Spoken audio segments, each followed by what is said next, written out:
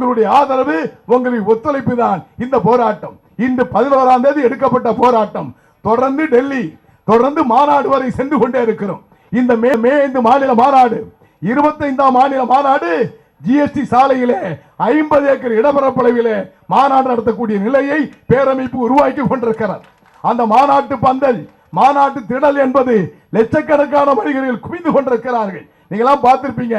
பல்வேறு அரசியல் கட்சிகள் இப்பொழுது மாநாடுகளை நடத்துகின்றார்கள், கூட்டங்களை நடத்துகின்றார்கள். ஏன் என்று சொன்னால் அவர்களிலே ஆட்சியிலே பங்கு வேண்டும், கூட்டணியிலே சேர்க்க வேண்டும் என்பதற்காக அந்த மாநாடு.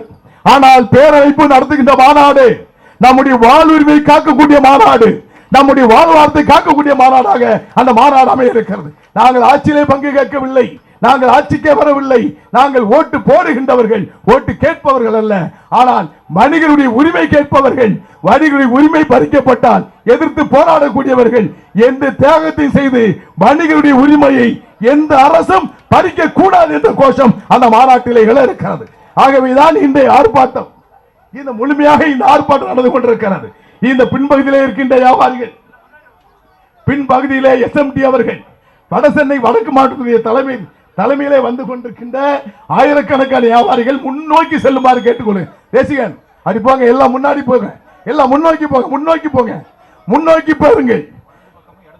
அதாவது கொடியை வைத்திருக்கின்ற நண்பர்கள் முன்னேற்றி செல்லுங்கள்.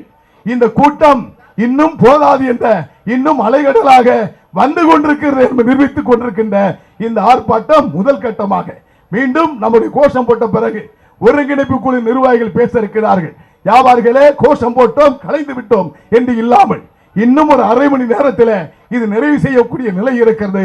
கோஷம் போடுகின்ற பொழுது நிற்பவர்கள் அங்கே இல்லைங்க, யாரும் நெறித்துக் கொண்டு உள்ளே வர வேண்டாம்.